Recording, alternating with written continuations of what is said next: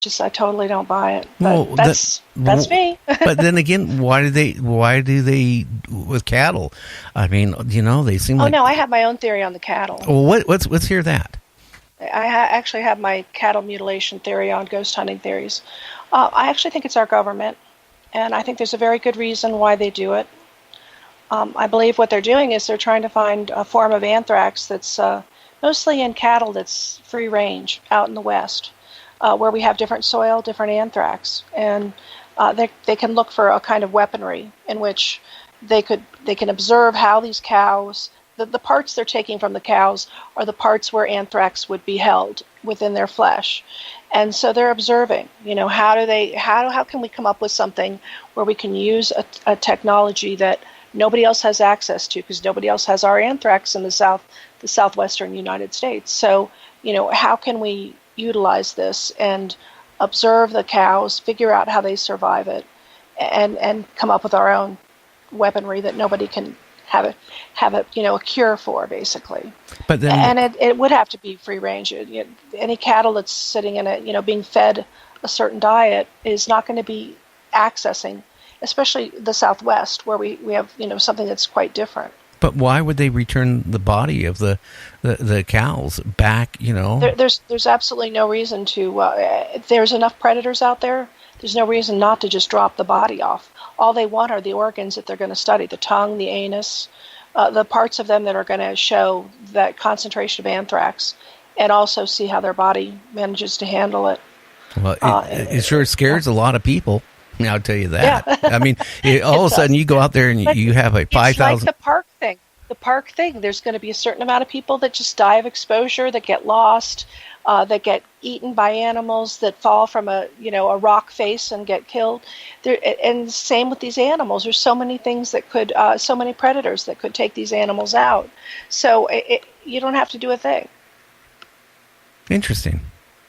Yeah. Well, and I've heard another theory as well that's very similar to that.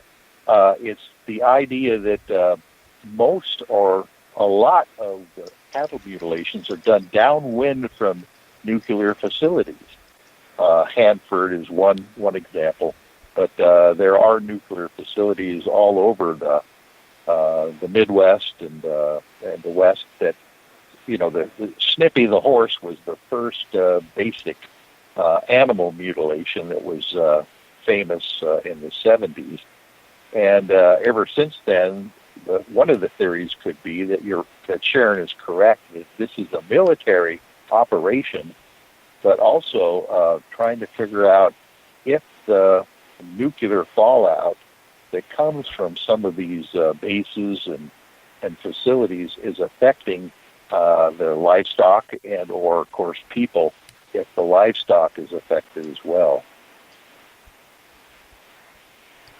Boy, it gives me something to think about tonight. You know that, guys.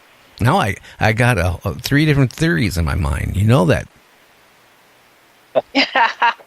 There you go. Well, that's the idea. That's what I said about ghost hunting theories is I don't want people to necessarily come to my conclusion, and I may not come to their conclusion, but let's just put all that stuff out there, and then whatever knowledge you have or however you perceive things or whatever your experience in the world is, it all kind of comes together where you go, aha, I think I know what it is. Well, eventually, and I like that. Maybe eventually it'll all come out, and then we might be kind of surprised, Well, yeah. I didn't see that coming. Well, you know what? What you're saying, Sharon, makes logical sense.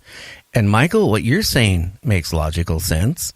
And, and then I guess to the other person, it says, hey, a UFO sucked up a cow and experimented and dropped it back down.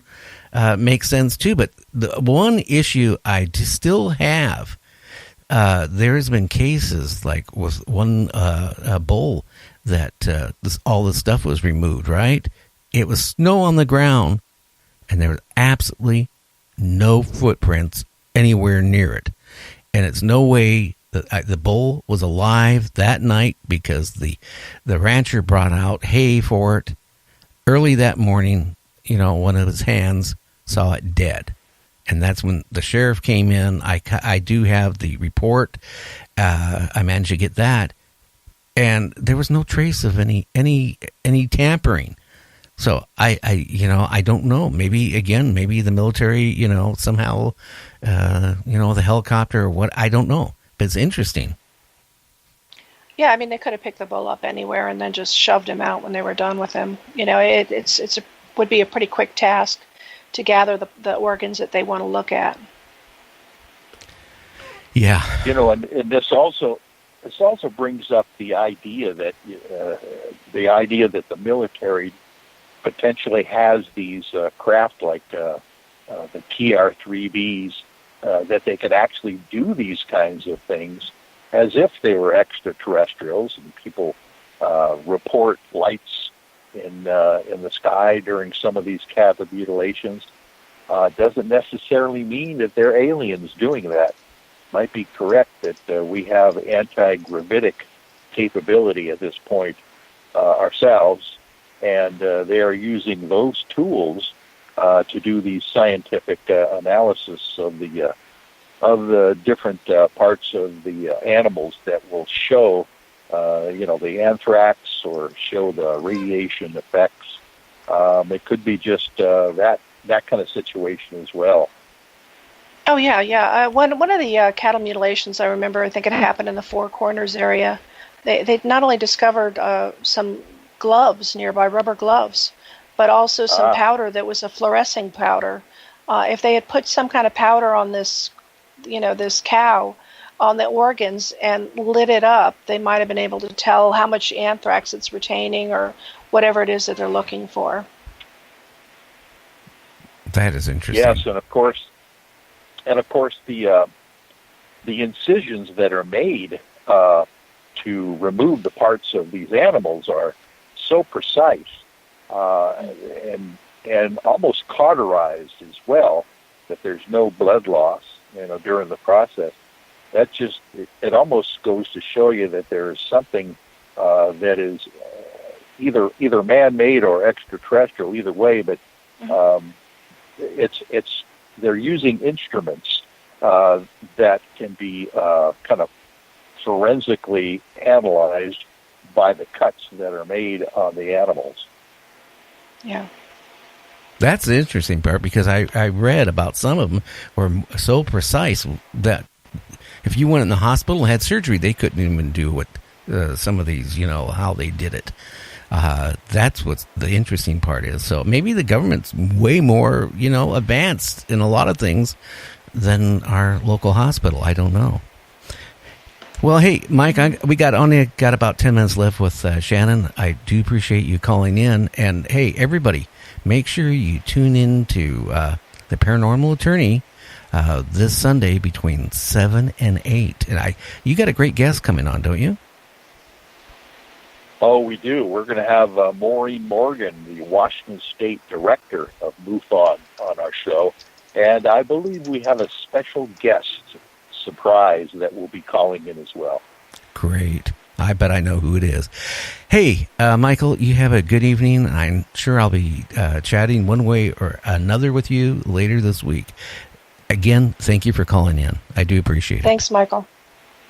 Thank you, Gary, and it's just wonderful to talk with you, Sharon. Thank you. Oh, thanks, Michael. Good night. Night. Okay. I was actually able to disconnect. I'm doing really good on my Skype tonight. Yay. Now, why don't you tell everybody about your group and, how they can find it and all that stuff. And have you wrote a book about your group yet? No, I haven't. Actually, I write a lot of articles that go on to our website. And that website and my ghost hunting theories sort of join each other. You can find a lot of the same information. And I like to try to push our group's website for sharing experiments, because we're really an experimental team. We're looking for commonalities, repeatability, and what we can figure out about how the paranormal launches into our world.